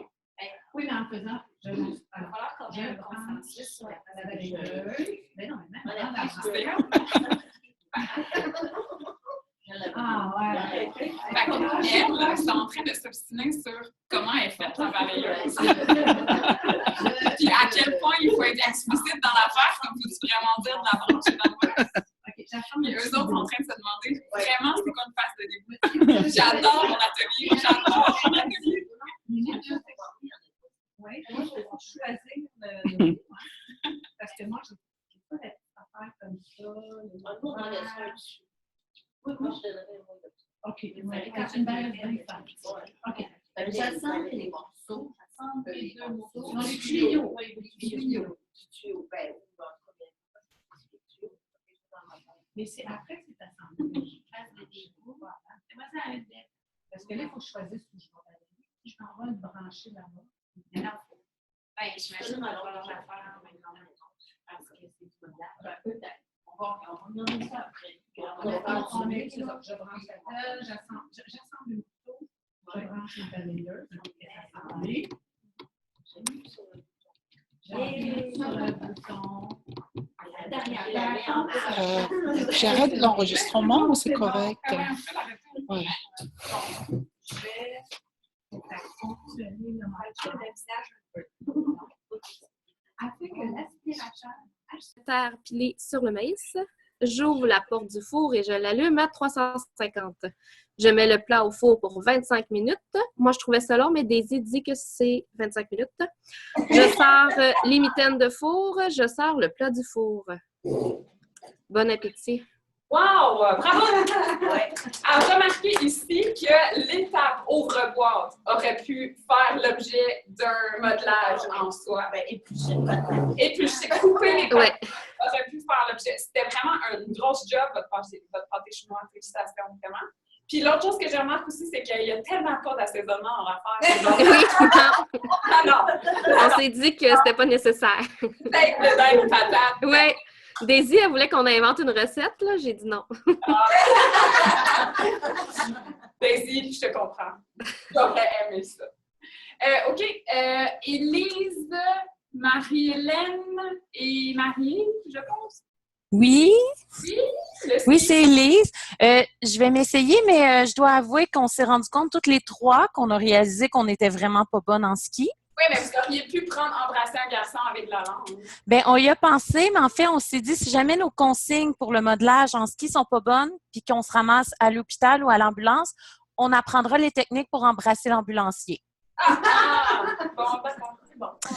Alors, aujourd'hui, je vais te montrer comment faire un virage en ski pour pouvoir tourner.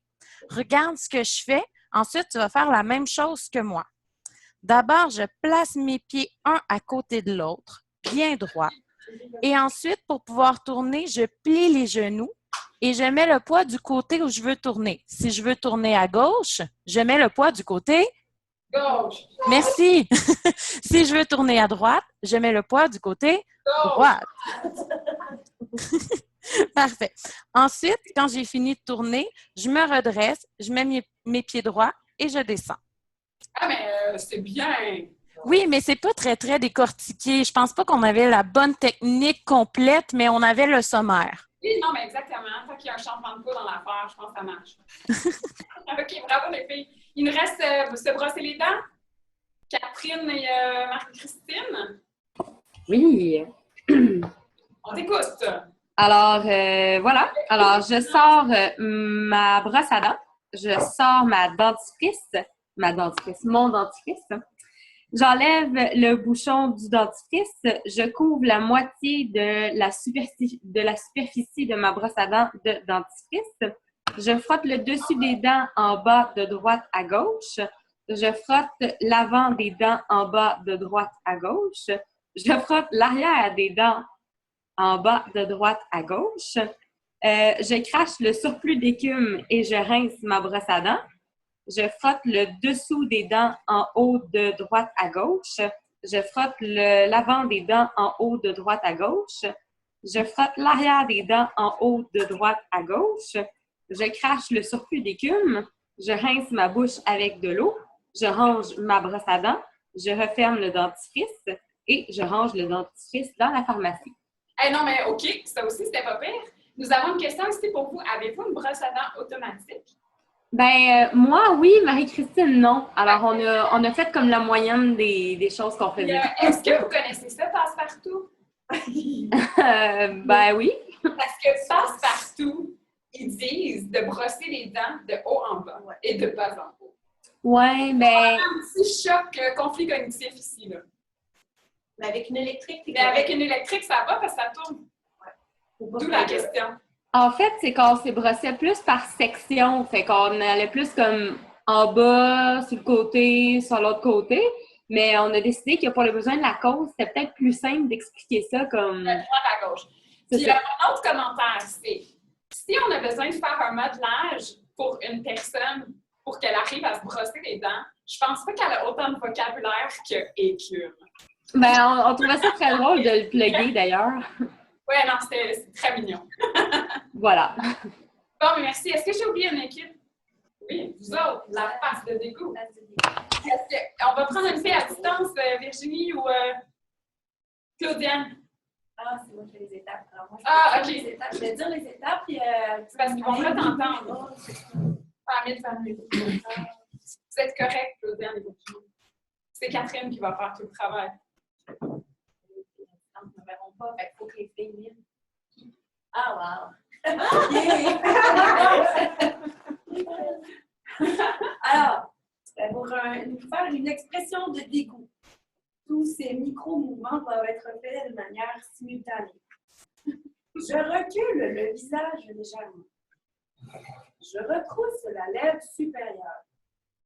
Je fronce les sourcils. Je plisse légèrement le nez. Je ferme légèrement les yeux.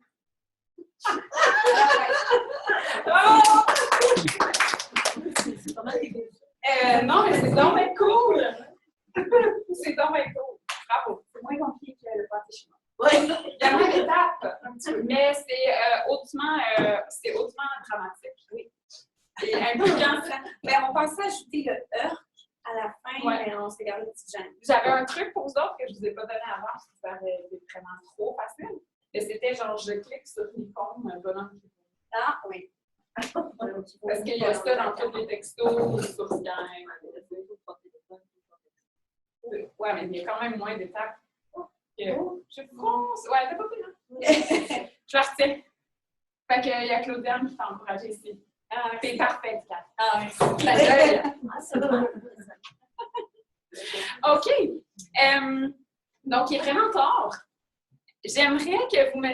J'ai oublié personne. Je vais leur demander 4 fois parce qu'il y en a qui ne voudront pas le faire. Qui vont tous, il reste à peu près 35 minutes. Je ne sais pas si vous avez beaucoup de questions ou pas pour le TP2. Alors, je vais me permettre ceci. J'aimerais que vous m'indiquiez, soit dans le chat ou à main levée ici, si vous avez des questions pour le TP2. Donc, celles qui ont des questions pour le TP2 ce soir, levez la main ou dites oui, je le veux.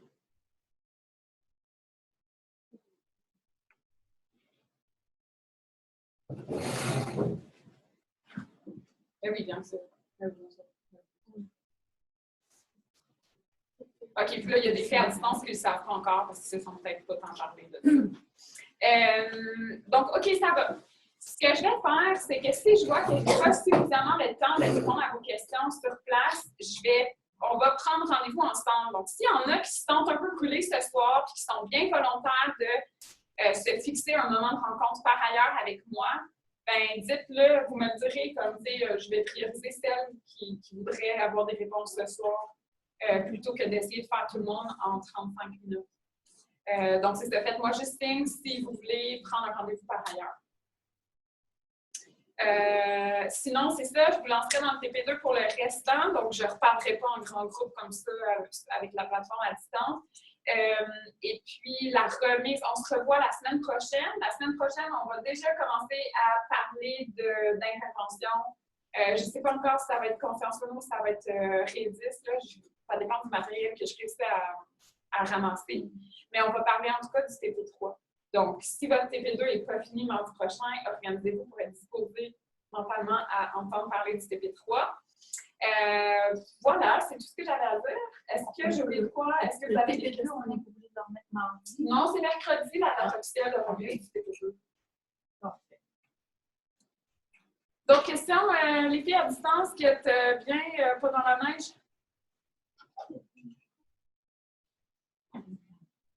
Fait qu'on y va, on se lance dans le TP2. Oui, est-ce qu'avec les mêmes groupes? Donc là, à ce moment-là, il y a juste Marie et Marie-Yves que je ne sais pas comment vous allez vous organiser. Si tu es d'accord après d'aller voir les autres. OK. Donc Bon, Marie-Yves va flotter. je vais lancer le premier groupe, c'est correct. Deuxième groupe, c'est correct. Troisième groupe, Il faut c'est Élise faut les et faire Marie, on va chacun. le mettre ensemble. Et Marie, Élise, sa copine n'est pas là. Marie-Yves, c'est avec Mandy sur place. Et Marie-Hélène, sa copine n'est pas là. OK. Donc, Fait qu'on Marie, je vais le déplacer dans...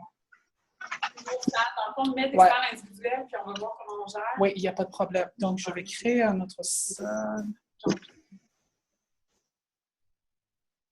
OK, c'est parfait. Donc, j'ai créé ça, je vais lancer, mais tu peux leur dire qu'ils sont peut-être, en fait, temporairement dans une salle, mais je vais le remplacer pour les mettre en lien avec leurs camarades. OK, fait que les filles à distance, on va vous éclater. Faites-nous confiance. OK? Ça va bien aller. Faites-nous Allez. confiance. Oui. Pour vous, c'est correct? Oui. OK, excellent.